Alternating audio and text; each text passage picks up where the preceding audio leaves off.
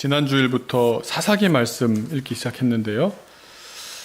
오늘은 사사기 본격적으로 시작하면서 제목을 사사기가 암흑기가 된 이유라고 제목을 지었습니다. 이번 주일과 다음 주일에 걸쳐서 왜 한 세대가, 굉장히 긴 세대가 암흑기가 되었는지를 나누려고 합니다. 여호수아가 가나안에서 무려 23승을 거두는 동안 백성들은 그 과정 가운데 주변을 계속 돌이켜볼 수 있었던 것 같습니다. 가나안 땅이 어떤지, 가나안의 문화가 어떤지, 가나안 사람들이 어떤지, 가나안에 우리가 들어가 살게 될 텐데 그러면 생활이 어떻게 될지 직접적 혹은 간접적으로 살펴보았던 것 같습니다. 마치 우리가 방 배치도를 그려본다던가, 주변에 또 뭐가 있나 유심히 살펴본다던가, 또 이제 의식주는 어떻게 해결할지, 수입 지출은 어떻게 될지, 가계부도 이렇게 따져보면서 마치 청약에 당첨된 뒤에 새 집에 들어갈 꿈에 부푼 신혼들 같은 마음으로 아마 이스라엘 백성들은 이제 저 땅에 들어가면 이렇게 살아야지, 그런 꿈에 가득 찼었던 것 같습니다. 이럴 때 마음이 어떻습니까? 여러분, 이런 시간들을 보낼 때 기분이 어떻습니까? 임박한 시간 앞에서, 아직 오진 않았지만 임박한 시간 앞에서 분명히 닥쳐올 눈앞의 미래를 생각하면 어떻습니까? 말 그대로 오만 가지 생각에 잠기게 됩니다. 한편으로는 가슴 벅차게 너무 기대되기도 하고, 다른 한편으로는 너무 걱정되기도 합니다. 그러던 가운데 그런 걱정 가득, 기대 가득, 오만 가지 생각이 가득한 가운데 정말로 드디어 그날이 왔습니다. 운명의 시간이 닥쳐왔습니다. 생각해왔던 상상이 눈앞에서 현실로 펼쳐지는 때가 닥쳐온 것입니다. 사사기 1장은 이스라엘 12지파 가운데 9지파가 가나안에 들어와서 각각 지파별로 어떻게 반응했는지를 하나하나 보여줍니다. 주된 초점, 제일 많은 분량이 할애된 지파가 바로 유다 지파입니다. 여러 이유가 있겠지만 다른 유다 지파에서 예수님이 나오셨고 이런 거 다 떠나서 간단한 이유가 있습니다. 뭐냐 하면 사사기 1장 2절에 하나님께서 명령하셨기 때문입니다. 아마 여러 지파들이 있는데 갑자기 하나님께서 유다 지파 너희들 먼저 가 그랬으니 아멘 그렇게만 하진 않았을 것 같습니다. 왜냐하면 뒤에 이어지는 그들의 행동을 보건대 왜 우리부터야? 어때? 우리가 하나님 보시기에 1등인가 보지. 여러 의견들이 있었을 겁니다. 여튼 그 첫 주자, 하나님의 첫 부르심을 받은 유다 지파, 너희들부터 올라가서 가나안 땅을, 너희들에게 맡겨진 땅을 점령하거라 말씀을 듣자마자 실패합니다. 3절을 보시면 듣자마자, 2절에 그 말씀을, 명령을 듣자마자 3절에서 처음 보여진 행동이 뭐였냐 하면 3절을 한번 보여주시겠습니까? 앞에도 주보를 보셔도 좋고요. 한번 같이 읽어보면요.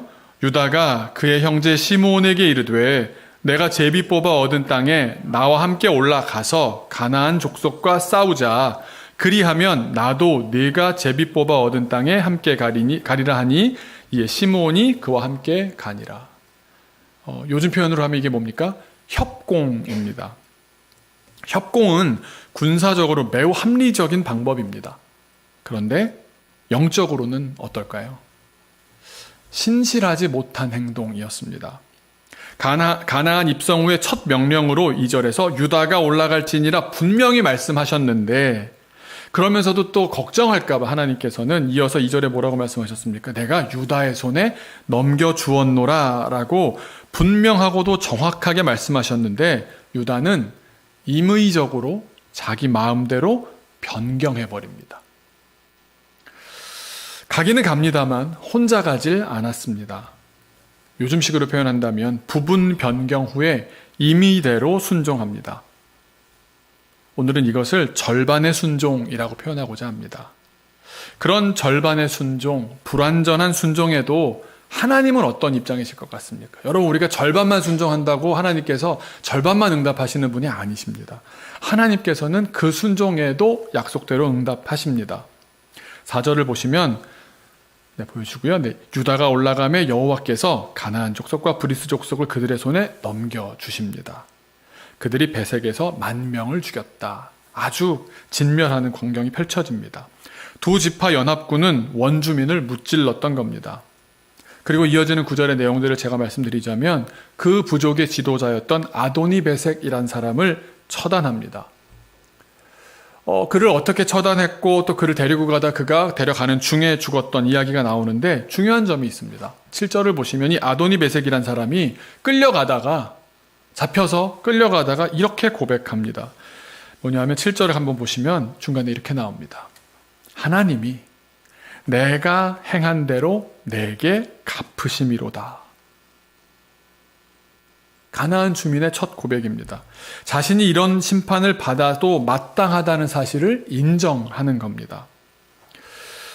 사실 우리 현대적인 관점에서 봤을 때 가나안 정복 전쟁은 조금 불편한 면이 없잖아 있습니다.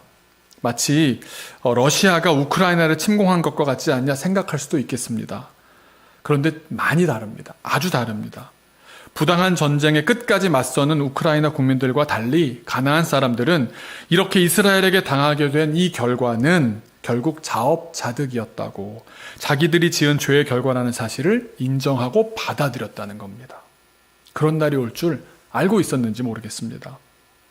다시 말하면 이스라엘의 정복 전쟁은 명분이 충분하고 정당성이 있었던 전쟁이었습니다. 절반의 순종이긴 했지만 절반의 승리를 통해서 이제 승리 이야기가 쭉 나오는데 한편으로는 이게 승리인가 아닌가 애매한 것들이 계속 이어집니다. 유다가 계속해서 그들의 기업을 취해갑니다. 성경은 그 이야기를 한 가문에 초점을 맞춰서 진행하십니다. 온 이스라엘의 큰 어른이자 여호수아와는 다이내믹 듀오였으면서 유다 지파의 정신적 중추와도 같았던 갈렙이라는 사람의 가족 이야기에 1장의 20절까지를 할애해서 설명합니다. 다시 말하면 이스라엘이 이 갈렙 집안만 같았어도 참 좋았겠다라는 하나님의 뜻이 숨겨져 있습니다. 내용을 정리하면 이런데 갈렙은 세 가지 면에서 순종을 했습니다. 먼저 본인 자신은 순서대로 마지막에 나오지만 다들 꺼려하고 다들 못하겠다라고 했던 최종적인 곳인데 거기를 본인이 직접 올라갑니다. 헤브론 땅에 올라가 땅을 차지했습니다. 가장 어려운 상대를 향해서 가장 나이 많은 어른이 나섰습니다. 19절과 20절을 보시면 여호와께서 유다와 함께 계셨으므로 그가 산지 주민을 쫓아내었으나 유다가 많은 일들을 해냈는데 골짜기의 주민들은 철병거가 있으므로 그들을 쫓아내지 못하였으며, 유다가 어지간한 곳은 다 했습니다. 근데 마지막 보루 같은 곳이 남아 있었는데 거기를 지키는 사람들이 철로 된 철제 무기를 들고 있었던 겁니다. 근데 사람들이 그러고 나니까 웃긴 것이 뭐냐면 모세가 명령한 대로 준 것처럼, 사실 그러기도 했지만 상황이 이렇게 된 면도 없잖아 있는 거죠. 그 땅을 헤브론인데 그 헤브론 골짜기는 갈렙 당신이 가지시오.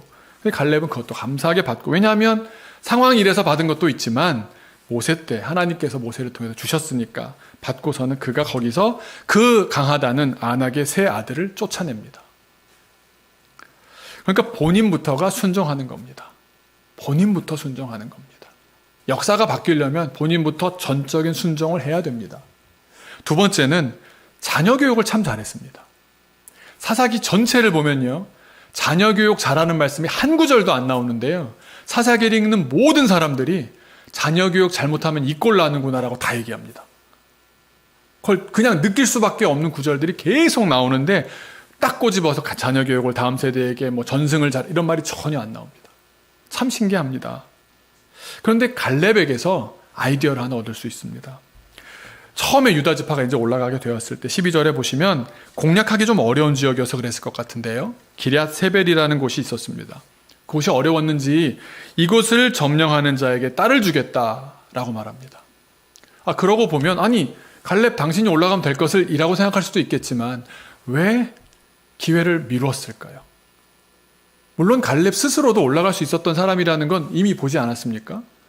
이 나이가 문제가 된 게 아니었습니다. 그런데 왜 그랬을까 생각해 보면 그 경험을 신앙적으로 하나님 앞에 분명히 서서 약속 위에 굳게 서서 현장에서 직접 몸으로 그 약속을 실천하는 역할을 해보는 그 사역을 자녀에게 맡긴 겁니다. 다음 세대에게 허락한 겁니다.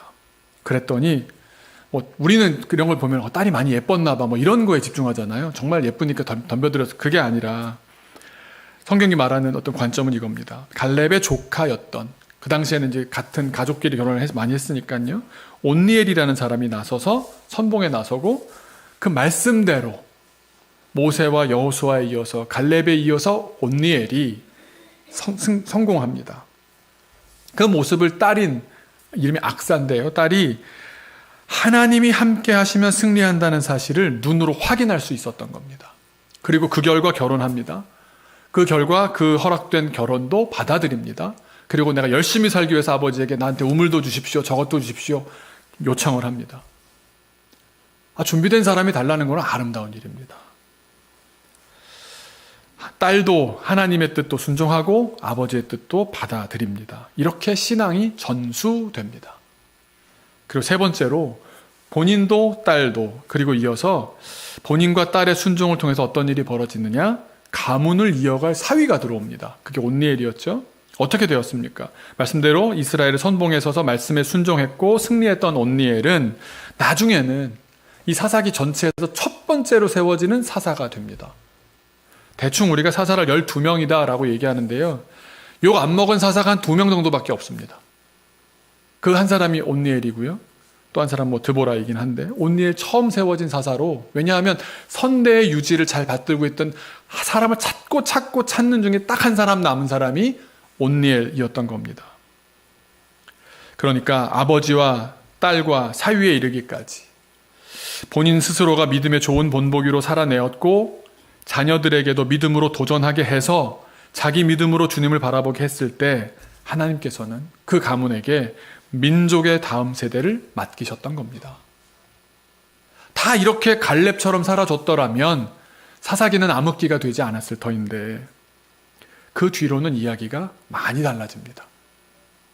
갈렙 한 가문에 할애했던 것만큼이 다른 모든 지파에 대한 분량으로 할애가 됩니다.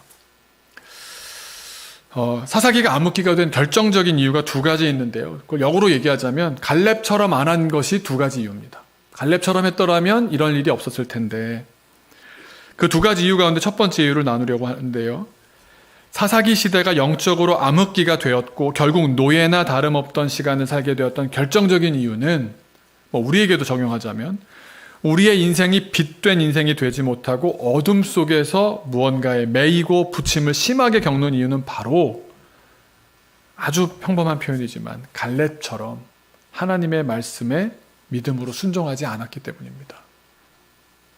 온전한 순종을 하지 않았기 때문입니다. 이게 성경의 가르침입니다. 19절, 우리 아까 잠깐 읽어 지나왔는데요, 19절을 보시면 2갈래 이야기가 계속 나옵니다.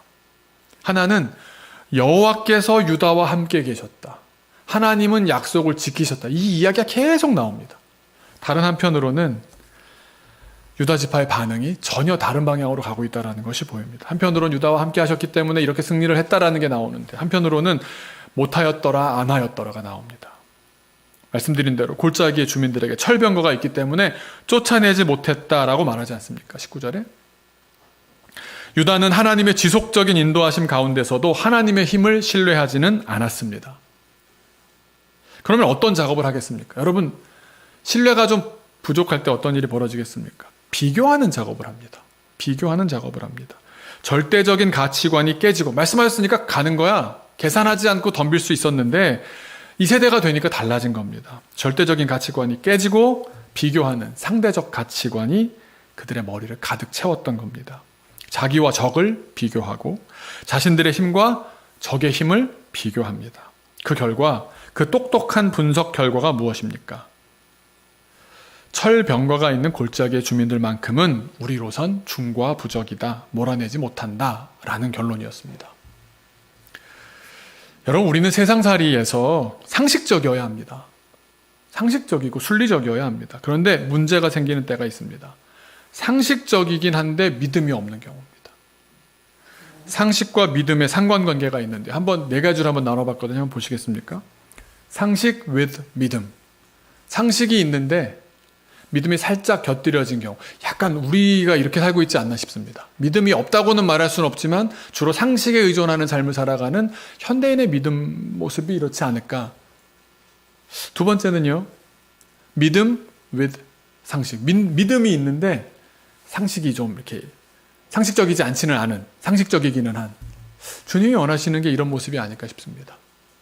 믿음으로, 우리 큰 결정은 믿음으로 내리지만 삶의 또 중요한 것들에 대해서 상식적으로도 얼마든지 소통할 수 있는 사람이 되는 것이 참 중요한 것 같습니다. 근데 문제가 있습니다. 세 번째요. 믿음은 있는데 상식이 없는 사람들이 있습니다.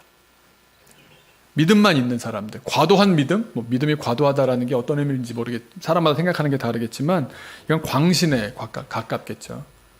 그리고 마지막으로 지금 얘기하는 거죠. 상식은 있는데 믿음이 없으면 어떻게 됩니까? 이런 사람은 불신자라고 말합니다. 상식이 지배하는 사람인데 그 상식이 굉장히 좋은 것 같아 보이지만 여러분, 우크라이나가 러시아랑 싸우는 건 상식적입니까? 상식적이지 않습니다. 세계 2위랑 싸우는 건 안 해야 되는 겁니다. 그런데 사람이 상식적으로만 사는 게 아닙니다. 신념과 신앙으로 사는 경우도 있습니다. 외부 사람들이 이렇게 얘기를 하더라고요. 아니 그냥 그런 러시아인들이 많이 들어와 있다는데 그 지역을 그냥 주고 안 싸우면 되지 않냐고. 우크라이나 분들 선교사님들한테 제가 그런 얘기를 하는 질문을 듣고 선교사님이 대답하는 걸 보고 깜짝 놀랐습니다. 선교사님들이 우크라이나 사람들한테 그런 얘기를 했나 봐요.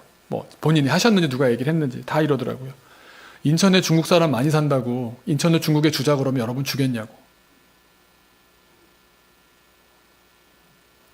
중국하고 싸우는 건 말이 안 되는 일인데도 싸워야 될 때가 있는 겁니다.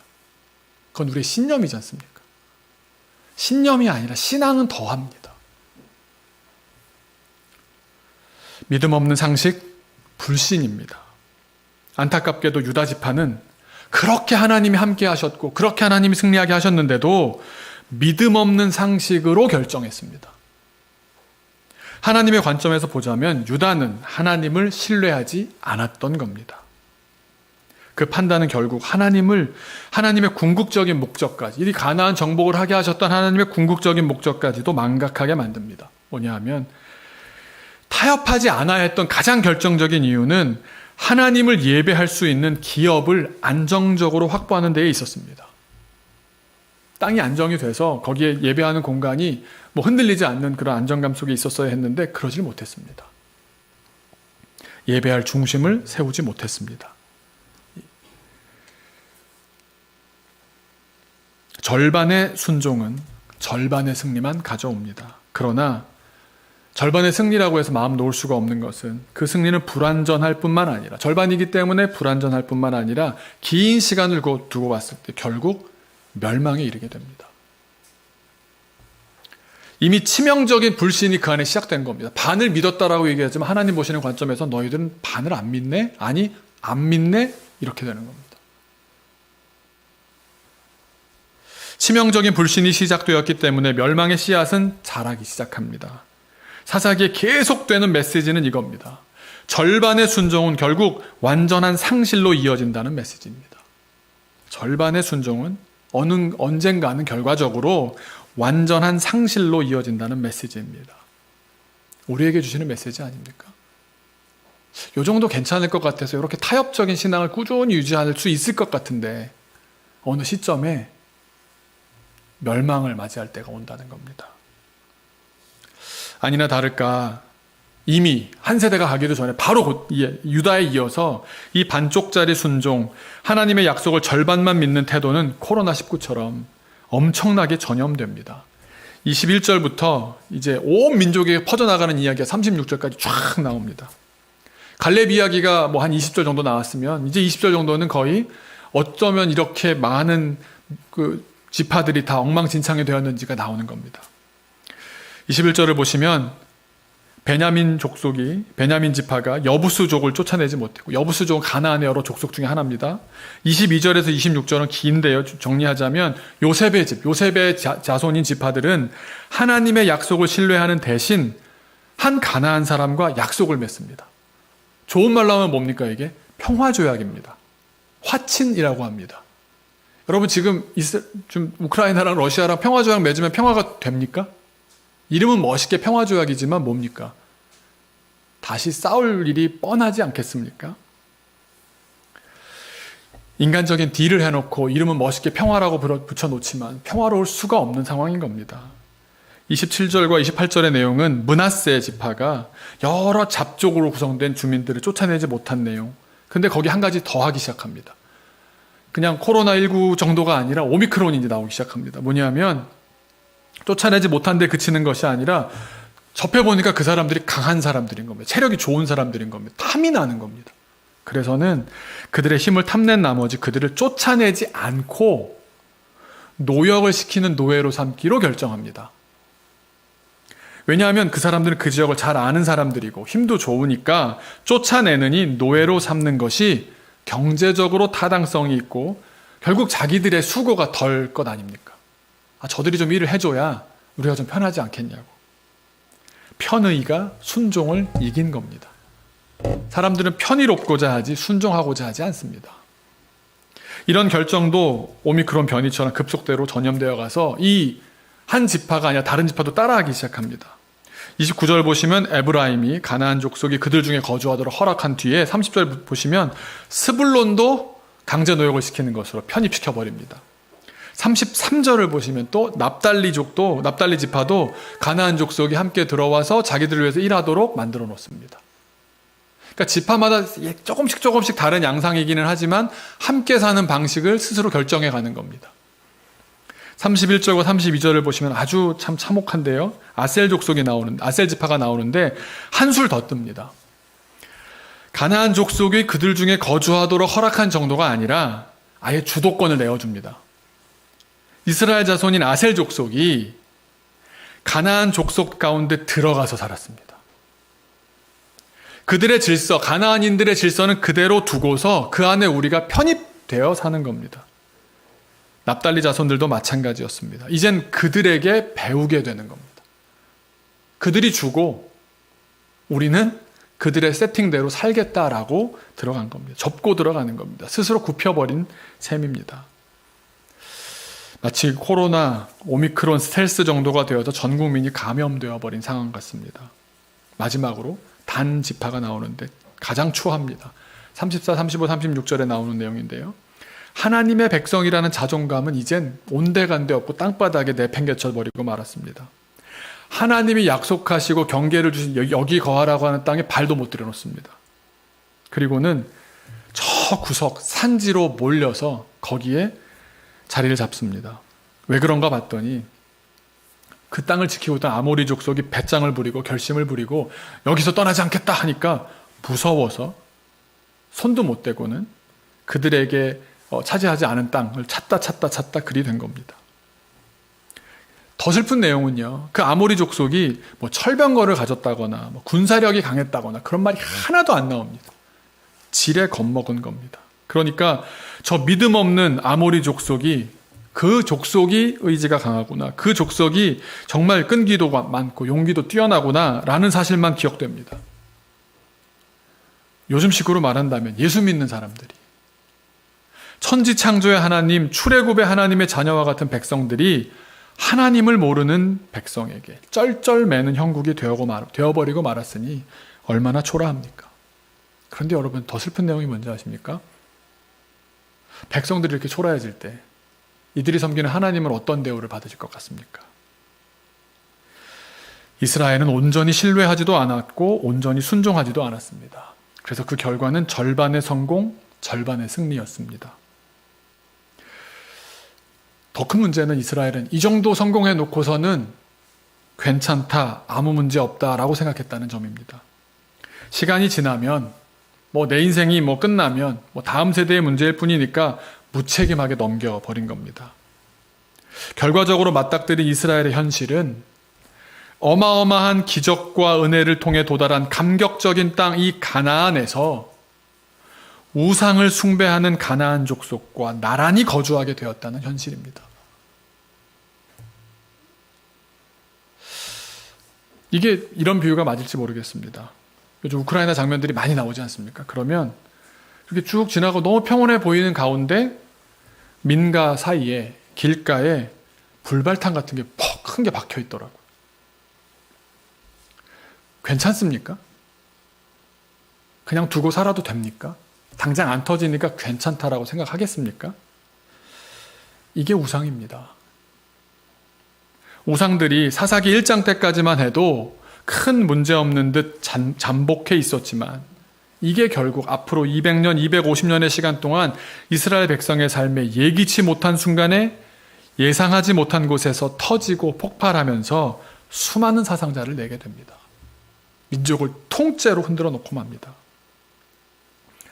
우리 입장은 이렇습니다. 사사기 1장에 두 갈래 길이 있는데요. 하나님의 절망과 인간의 변명이 계속 나옵니다. 그리고 이스라엘 백성들의 변명이 꽤나 타당합니다. 왜냐하면 그건 우리가 하는 말과 닮아 있기 때문입니다. 누가 이스라엘 백성은 왜 정복에 성공하지 못했습니까? 라고 묻는다면 군사력에서 열세였습니다. 합리적인 의사결정을 통해서 이루어진 적절한 타협이었습니다. 경제적으로 이 편이 훨씬 낫습니다. 가나안을 모르는 저들에게 그 가나안인들과 함께하는 것은 신의 한 수입니다. 얼마든지 변명이 됩니다. 우리가 하는 말과 많이 닮아 있지 않습니까? 결정적인 한마디 딱 제 머릿속에 남는 말은 이거였습니다. 아니 이스라엘은 철병거는커녕 철을 재련하는 기술도 없는데 저렇게 철병기를 가진 자들을 어떻게 몰아낼 수가 있겠습니까? 합리적이죠. 말 됩니다. 타당하고요. 납득이 됩니다. 그러고 나면 할 만큼 했네. 이스라엘 백성도 최선을 다했네. 동의가 이루어질 정도입니다. 그런데 문제는 우리는 그렇게 생각할지언정 과연 하나님은 어떻게 생각하시느냐 하는 겁니다. 2장에서 하나님께서 대답하십니다. 2절을 보시면 두 가지를 얘기했는데 너희들은 내 목소리를 듣지 않았다라고 말씀하십니다. 우리 2절 말씀 한번 2장 2절 말씀 한 목소리로 같이 읽어볼까요? 2장 2절입니다. 2장 2절 보여주시고요. 주보에도 있으니까요. 같이 한번 읽겠습니다. 시작. 너희는 이 땅의 주민과 언약을 맺지 말며 그들의 제단들을 헐라하였거늘 너희가 내 목소리를 듣지 아니하였으며 어찌하여 그리하였느냐. 부드러운 표현이라 이렇게 하신 거지 솔직히 이 말입니다. 너희 불순종했어. 단적으로 하시는 말씀입니다. 그리고 불순종해놓고는 믿음이 없기 때문이었는데 다른 이유들 여러 가지를 가지고 둘러댔다라는 말씀입니다. 이스라엘은 두 가지 약속을 했습니다. 언약을 맺지 말라 그랬는데 가나안 백성들과 언약을 맺었고요. 두 번째, 가나안인들의 제단을 헐어라 했는데 헐지 않았습니다. 순종에 실패했습니다. 이 군사작전을 보면서 현대적인 관점에서 계속 보시는 분들은 인종청소를 하라는 얘기인가? 라고 생각하실 수 있습니다. 그런데 성경을 자세히 읽어보시면 가나안의 창녀였던 라합도 함께 살도록 허락되었고 겐 사람들도 유다와 함께 정착했습니다. 이 작전의 궁극적인 목적은 인종청소, 러시아가 벌이고 있는 제국주의적인 정복전쟁이 아닙니다. 약탈하거나 노예를 삼는 것도 절대 불가했습니다. 이 군사작전의 목적이 있습니다. 가나안 정복전쟁의 목적은 이것입니다. 가나안을 우상으로부터 정결하게 해서 이스라엘이 여호와의 언약에 충실하게 살도록 하는 것이었습니다. 사람을 보고 너는 죽고 너는 살고가 아니라 우리가 어느 땅에 들어가게 된다면 어떤 새 일을 시작하게 된다면 내 자녀를 내 가정을 꾸리게 된다면 우리는 이 사실을 기억해야 됩니다. 내가 맡은 공동체, 내가 맡은 어떤 공간, 내가 맡은 어떤 그 공동체를 우상으로부터 정결하게 해서 이스라엘이 우리들이 여호와의 언약에 충실하게 살도록 하도록 세팅을 해야 됩니다. 그래서 몰아내야 될 것들은 몰아내야 하는 겁니다. 그 예전에 목사님들은 이사 가면 꼭 신방을 했습니다. 요즘은 신방이 요청이 와야 가는 또 갔다가 오히려 다른 이상한 감염을 하면 안 되니까 그러긴 하지만 꼭 하는 이유가 뭐겠습니까? 바로 이 사실 때문입니다. 우상으로부터 정결하게 해서 여호와의 언약에 충실하게 살도록 하기 위해서입니다. 사람들은 수많은 이유들을 열거했지만 결과적으로 가나안 족속은 그들과 함께 살게 됐습니다. 허락했고 화친을 맺었고 합의를 했고 타협을 했고 여러 멋있는 말로 평화다 화친이다 말했지만 결과를 보자면 이스라엘은 우상 숭배를 떨쳐내지 못했습니다. 하나님께서는 우리 삶의 일부 영역만 아니라 모든 영역에서 주권을 행사하기를 원하십니다. 하나님은 이스라엘이 가나안 땅 전체를 깨끗하게 하기를 바라셨습니다. 어떻게 가나안 땅 전체를 깨끗하게 할 수 있겠습니까? 첫 번째는 하나님의 백성 이스라엘이 다른 신이 아닌 하나님과만 사는 겁니다. 다른 우상들을 다 버리고 이 땅은 주님께서 허락하신 땅이니 그들을 쫓아낸 뒤에 뭐 같이 이 하나님의 나라를 함께 살겠다는 사람들과 함께 하나님하고만 사는 겁니다. 그 다음에 또 중요한 거예요. 그것이 한 가지 더 있습니다. 또 하나는 가나안 땅 전체를 깨끗하게 하는 두 번째 방법은 하나님이 우상들과 함께 살지 않게 하는 겁니다. 어디에서 그래야 될까요? 우리 마음에서 그래야 됩니다. 그러나 이스라엘은 결정적인 실수를 범합니다. 그것은 하나님과 우상을 같이 두었습니다. 물리적으로 보이는 그들의 신상도 그들의 제단도 헐지 않았을 뿐만 아니라 그 이야기가 시사하는 바가 무엇이겠습니까? 한 사람 한 사람 마음속에 있는 그 신도 간직하고 있었던 겁니다. 가나안의 신도 내가 갖고 있고 하나님도 나쁘지는 않은 것 같고 다 갖고 있는 겁니다. 이건 하나님을 가장 욕되게 하는 일입니다. 하나님을 완전히 거절하지도 않았지만 하나님을 완전히 영접하지도 않았습니다. 절반의 순종을 통한 부분적인 승리라는 타협은 사사기 전체를 보다 보면 불발탄입니다. 계속 터집니다. 언젠가 터집니다. 몇십 년 지나다가 터지고 몇십 년 평화롭다가 터지고 지속될 수 없는 불완전한 상태입니다. 여러분 지금의 평화에 만족하십니까? 우리 가족 요 정도면 요렇게만 계속 갔으면 좋겠다 싶으십니까? 내 안에 두 세상이 두 신이 있는 한 언젠가 터집니다. 안 터질 수가 없습니다. 시간 문제입니다. 그리고 불발탄은 언제 터질지는 아무도 모릅니다. 주변에 갑자기 어떤 기후가 바뀌어서 열이 올라서 뇌관이 어떻게 돼가지고 다른 자극이 와서 번개를 맞아서 어떻게 터질지 아무도 모릅니다. 지속될 수 없는 불완전한 상태를 평화라고 이야기하신다면 스스로를 속이는 것 아니겠습니까? 결국 지금 결정하시는 편이 훨씬 더 지혜롭습니다. 우리 삶 전부를 감사와 순종으로 하나님께 드리든가 아니면 아예 전혀 드리지 않아서 혼나고 오든가 둘 중 하나입니다. 사사기가 입증합니다. 사사기를 우리가 읽는 동안 알아야 되는 건 무엇입니까? 지금 내가 부분적인 순종, 절반의 순종, 지금의 이렇게 어설프게 덮어놓은 타협 가지고서 평화롭다면 결국 터진다. 부분적인 순종은 결국 전적인 불순종으로 이어지더라. 그 결과는 멸망이더라. 사사기가 계속 얘기할 겁니다. 너무 무서운 얘기만 하면 안 좋을 것 같아서 순종하기 어려워하는 우리를 위해서 딱 두 가지 말씀을 나누고자 합니다. 첫 번째 말씀은 하나님께서는 우리가 감당할 만한 시험만 주신다는 약속입니다. 여러분 우리가 사사기를 다 뒤에서 지나고 난 다음에 보니까 보여지지만 갈렙처럼 했으면 다 될 것 아니야 라고 생각 들지 않습니까? 근데 당장 철병거가 눈에 보이던 사람들은 두려웠겠죠. 거기에 대한 합리적인 이성이 작동되어서 분석과 비교가 되는데 안 두려워할 사람이 어디 있겠습니까? 많은. 그때 기억해야 될 한 가지 말씀이 바로 이것입니다. 하나님께서는 우리가 감당할 수 있는 수준에 맞춰서 시험을 주신다는 겁니다. 이 약속이 우리에게 소망되기를 소망합니다. 고린도전서 10장 13절을 우리 마음에 새기면서 한번 같이 읽겠습니다. 시작. 사람이 감당할 시험 밖에는 안 보여주실 겁니까? 네, 김세진 그럴 거야? 의도적인 태업을 하고 있는 같이 한번 읽겠습니다. 시작.